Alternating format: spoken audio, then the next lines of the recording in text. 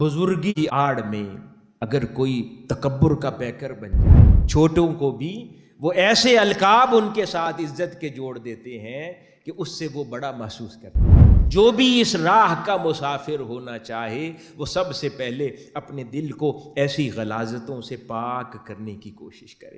عرض کیا گیا کہ کون سا آدمی افضل ہے؟ اللہ رب العزت اپنے ان بندوں کو غرور و تکبر سے پاک فرماتا ہے یا محفوظ فرما لیتا ہے۔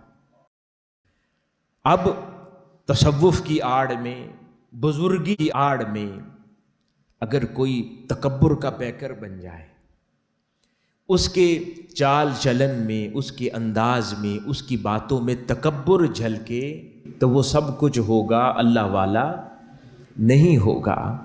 کیوں؟ کیونکہ اللہ والوں میں غرور و تکبر نہیں ہوتا۔ قرآن مجید اس کے بارے میں ارشاد فرماتا ہے، ان سے کہا جائے گا دوزخ کے دروازوں میں داخل ہو جاؤ، تم اس میں ہمیشہ رہنے والے ہو، سو غرور کرنے والوں کا ٹھکانہ اتنا برا ہے۔ یعنی اللہ پاک غرور کرنے والوں کے بارے میں یہ ارشاد فرماتا ہے۔ اور اسی طرح حدیث مبارکہ ہے، حضرت عبداللہ بن مسعود رضی اللہ تعالیٰ عنہ سے روایت ہے کہ رسول اللہ صلی اللہ علیہ وآلہ وسلم نے ارشاد فرمایا، جس کے دل میں رائی کے دانے کے برابر بھی تکبر ہوگا وہ جنت میں نہیں جائے گا۔ اس پر ایک آدمی نے عرض کیا کہ ایک آدمی چاہتا ہے کہ اس کے کپڑے اچھے ہوں اور اس کی جوتی بھی اچھی ہو۔ آپ صلی اللہ علیہ وآلہ وسلم نے ارشاد فرمایا، اللہ جمیل ہے اور جمال ہی کو پسند کرتا ہے۔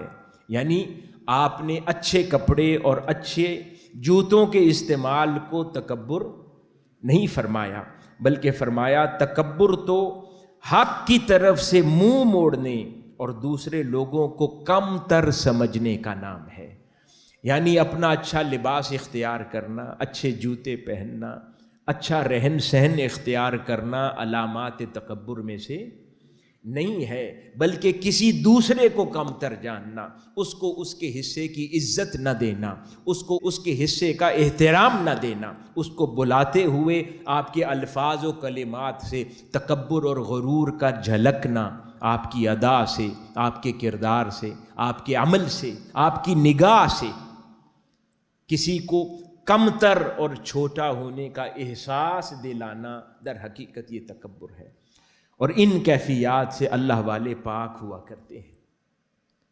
وہ کسی کے ساتھ کوئی عمل کرتے ہیں تو شفقت و محبت سے کرتے ہیں، اس میں کم تری کا احساس دلانا مقصود نہیں ہوتا، اور وہ ہر کسی کو عزت اور احترام سے پکارا کرتے ہیں، یہاں تک کہ لوگوں کو ایسے القاب اور ایسے نام دیتے ہیں۔ یہ بھی آقا علیہ الصلوۃ والسلام کی سنت ہے کہ ان کو خالی ناموں سے بلانا بھی پسند نہیں کرتے۔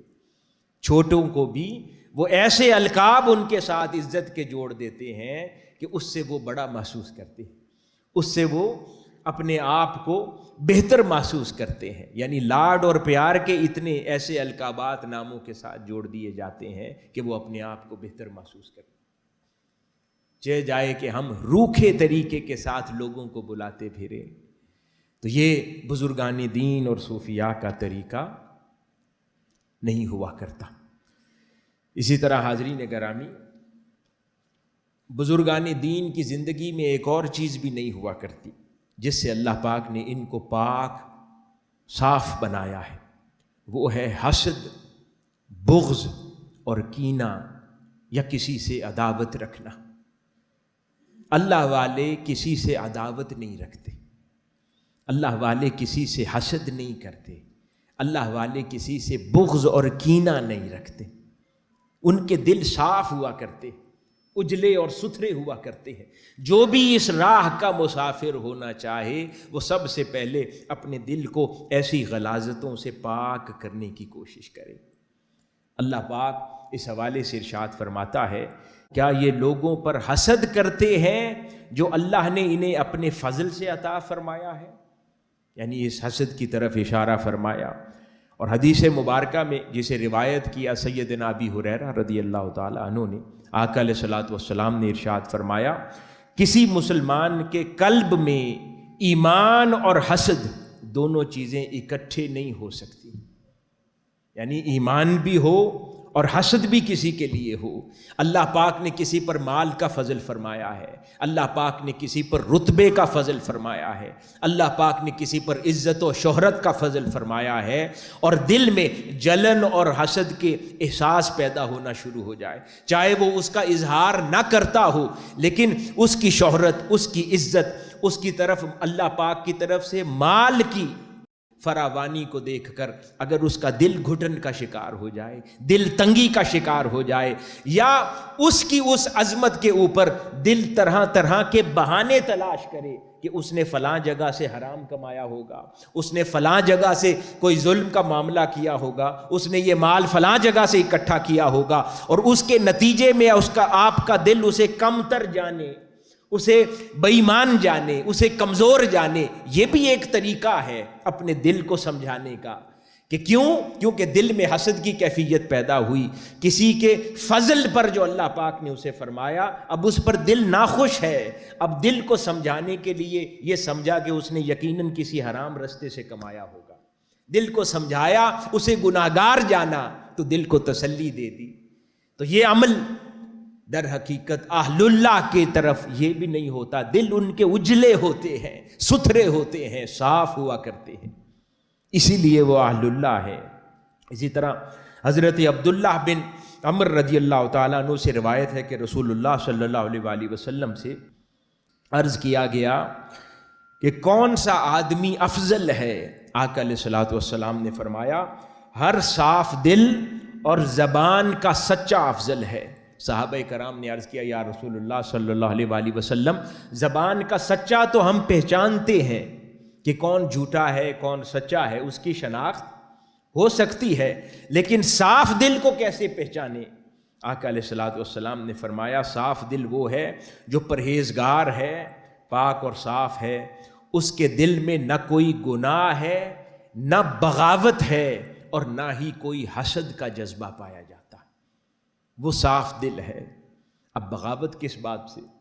بغاوت اللہ پاک کے احکام سے۔